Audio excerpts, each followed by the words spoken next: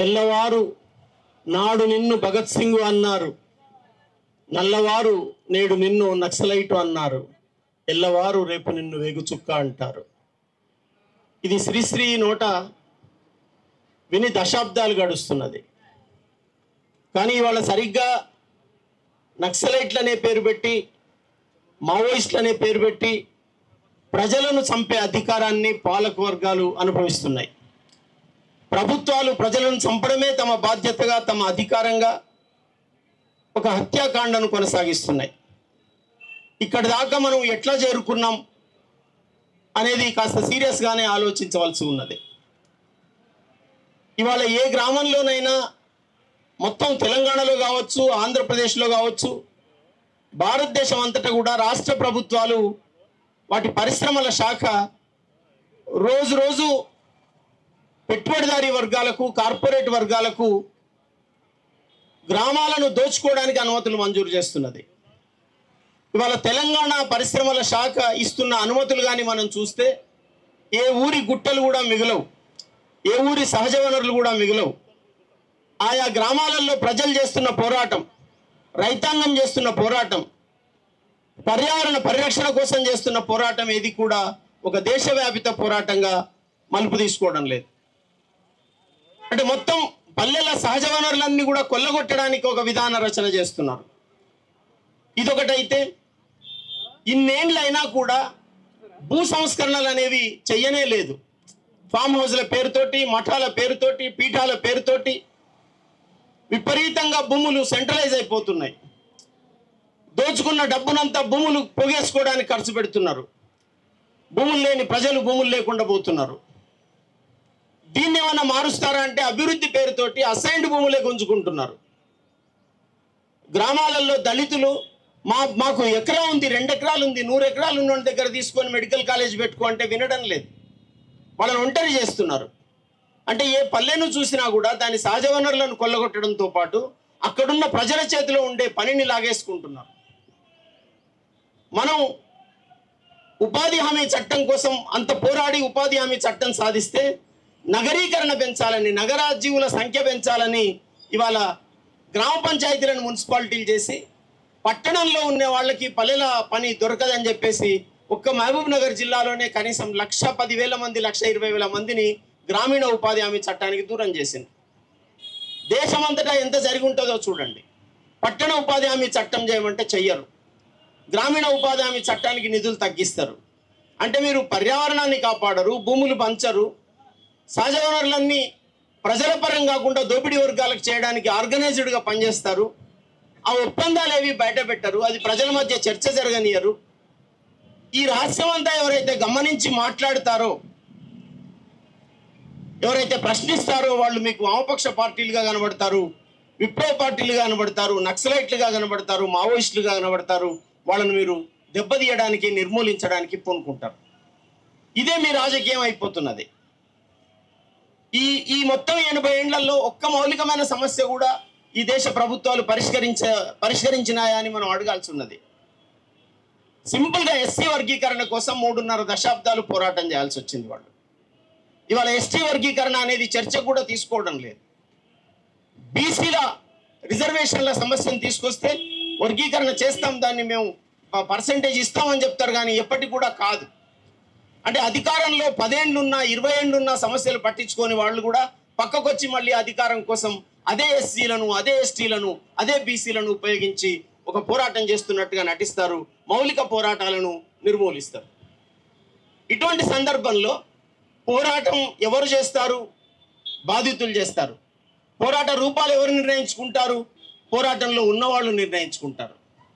పోరాటానికి బయట ఉన్న వాళ్ళుగా మనం, లేదా పోరాటాన్ని సమర్థిస్తున్న వాళ్ళుగా మనం, ప్రజా విముక్తిని కోరుతున్న వాళ్ళుగా మనం ఆయా పోరాటాల రూపాల కంటే ఆ పోరాటాలు వ్యక్తపరిచినటువంటి మౌలిక డిమాండ్ల మీద వాటిని మైదానంలోకి బలంగా తీసుకుపోవడానికి పనిచేయాల్సిన అవసరం ఉందని అభిప్రాయపడుతున్నాం.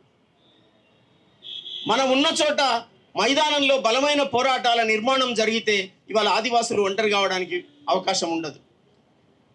ఆదివాసులు ఇవాళ కాదు, కలోనియల్ రూలర్స్తో కూడా పొట్లాడిండ్రు, వాళ్ళు ప్రాణాలు ఇచ్చిండ్రు, కాపాడిండ్రు ఈ దేశాన్ని, దేశ ప్రజల కోసం. ఇవాళ అడవులు 33% అడవులు ఉండాలంటే అడవులు నాశనం అయిపోతే దానికి పాలకులు బాధ్యత వహించాలనా లేదా? అడవులను కాపాడుతున్న వాళ్ళని నిర్మూలించడం అడవులను కాపాడడం అవుతుందా? కనుక మనం నీళ్లు కాపాడుకోవడానికి, అడవులు కాపాడుకోవడానికి, సహజ వనరులు కాపాడుకోవడానికి, భూగర్భ సంపద కాపాడుకోవడానికి, అవి భవిష్యత్ తరాల కోసం, ఇవాళ అనుభవిస్తున్న వాళ్ళకే కాదు, అవి రేపటి కోసం కూడా భవిష్యత్ తరాల కోసం కాపాడుకోవడానికి ఒక మహత్తరమైనటువంటి ప్రజా ఉద్యమాలు నిర్మాణం చేయవలసినటువంటి అవసరం ఉంది. దీని మీద ఒక భావజాల దాడి జరుగుతున్నది. భూములు లేవు అని భూపోరాటాలు చేసే వాళ్ళతోటే భూములు లేవు అనిపిస్తున్నారు. ఉద్యోగాల కోసం పోరాడే నిరుద్యోగులతోటే ఉద్యోగాలు లేవు అనిపిస్తున్నారు. ఈ భూగర్భ సంపద తీసుకోకుండా ఈ గుట్టలన్నీ తవ్విపోయకుండా అభివృద్ధి ఎట్లా సాధ్యమవుతుందని అభివృద్ధిని కొత్త నిర్వచనాలతో చెప్తున్నారు. ఇది మనం ఆలోచించాల్సిన అవసరం ఉంది. వాడు మన మీదకి వచ్చే ముందు మన భావజాలం మీదకి వచ్చాడు. వాడు మన మీదకి వచ్చే ముందు మన నిర్మాణం మీదకి వస్తున్నాడు. వాడు మన మీదకి వచ్చేటప్పుడు మన ఆలోచనలు మొత్తాన్ని నిర్మూలించడానికి వస్తున్నాడు. ఫిజికల్గా అడవిలో ఆదివాసులను లేదా మావోయిస్టులను నిర్మూలించడం అనే ఒక అంశంతో పాటు మైదానంలో మనందరి ఆలోచనలు కూడా నియంత్రిస్తున్నారు. ఇవాళ డ్రోన్లతోటి, రకరకాల టెక్నాలజీలతోటి మీరేం ఆలోచిస్తున్నారో తెలుసుకొని నువ్వు ఇది ఆలోచిస్తున్నావు. పాలకవర్గ వ్యతిరేక ఆలోచనను వాళ్ళు ప్రజా వ్యతిరేక ఆలోచనను హింస ఆలోచనగా చెప్తున్నారు. కనుక ఇది ఒక అసాధారణమైన చారిత్రక సందర్భం, మామూలు సందర్భం కాదు. మనం సాంకేతిక విషయాలతోటి ఒక అన్యాయాన్ని, ఒక దాడిని ఎదుర్కోవడం అనేది సాధ్యమయ్యే విషయం కాదు. దీనికి ఒక పెద్ద పొలిటికల్ స్ట్రగులే అవసరమవుతుంది, ఒక ప్రజాస్వామిక పోరాటం అవసరమవుతుంది. లేకపోతే ఏ చిన్న సమస్యను కూడా పరిష్కరించలేనటువంటి పాలక వర్గాలకు వాళ్ళ చేతిలో ప్రభుత్వాలు ఎందుకు వాళ్ళ చేతిలో?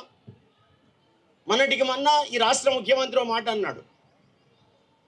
ఆయన ఏమన్నాడంటే, ఉపాధ్యాయులతో కొట్లాడేందుకు నాకు కాదు, దాన్ని నేనేం చేయలేను. పబ్లిక్ స్కూల్స్లో డ్రాప్అవుట్ రేట్ అంటే మారిపోతున్న రేటు విపరీతంగా పెరిగిపోతున్నది, ప్రైవేట్కి వెళ్ళిపోతున్నారు అన్నాడు. ఆ ప్రైవేట్ అనుమతులన్నీ మీరే ఇస్తున్నారు కదా, అనుమతులు క్లోజ్ చేయండి. పబ్లిక్ స్కూల్స్లో విద్యార్థుల సంఖ్య ఎందుకు పెరగదా? ఏ వసతులు లేని ప్రైవేట్ స్కూల్స్ని మూసిపారేయండి, ఎందుకు పెరగదు? అంటే విధానపరంగానే మీరు ప్రైవేటీకరణ వైపు ఉన్నారు, విధానపరంగానే మీరు కార్పొరేటీకరణ వైపు ఉన్నారు. ఈ దేశంలో ప్రజానుకూల చట్టాలు ఏవి కూడా ఇవాళ అమలు కావడం లేదు. షెడ్యూళ్ళల్లో ఏ చట్టాలు అమలవుతున్నాయి? ప్రైవేట్ స్కూళ్ళల్లో ఏ చట్టాలు అమలవుతున్నాయి? కార్పొరేట్ హాస్పిటల్స్లో ఏ చట్టాలు అమలవుతున్నాయి?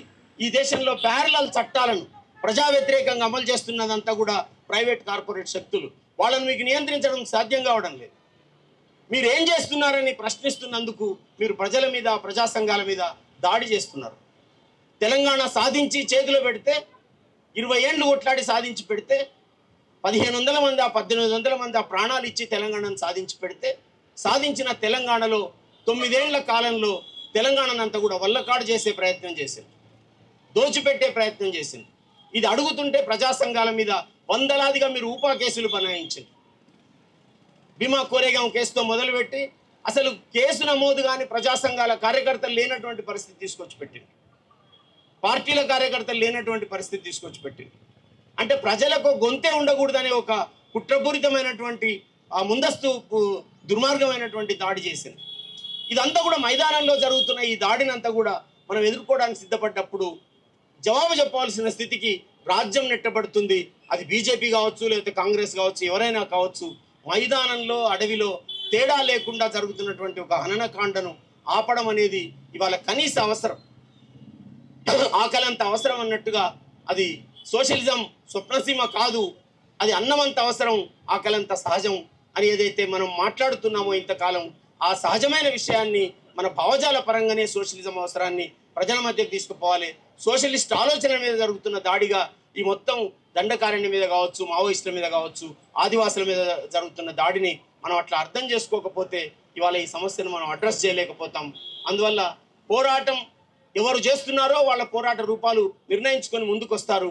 వాళ్ళు తీసుకునే స్టాండ్స్ వెంట, ఆ డిమాండ్స్ వెంట మనం నిలబడితే ప్రభుత్వాలు జవాబుదారీ కావాల్సి వస్తుందని నేను అభిప్రాయపడుతూ, ఈ ఉద్యమం తీసుకున్నందుకు ఇవాళ కగారు వ్యతిరేకంగా అంతిమ యుద్ధం అనేదాన్ని నువ్వు మొదలుపెట్టలేవు, అంతిమ యుద్ధం అనేది నీ చేతిలో లేదు, అది ప్రజల చేతిలో ఉంటుందని ప్రకటించడానికి ఇవాళ న్యూ డెమోక్రసీ పార్టీ తీసుకున్న నిర్ణయాన్ని దాన్ని అభినందిస్తూ ఈ ఉద్యమంలో పాల్గొంటున్నటువంటి వాళ్ళందరికీ కూడా వచ్చి తమ సంఘీభావాన్ని ఈ ఉద్యమం వెంట ప్రకటించిన వాళ్ళందరినీ కూడా పేరు పేరున అభినందిస్తూ ఈ ఉద్యమం ముందుకు పోవాలి.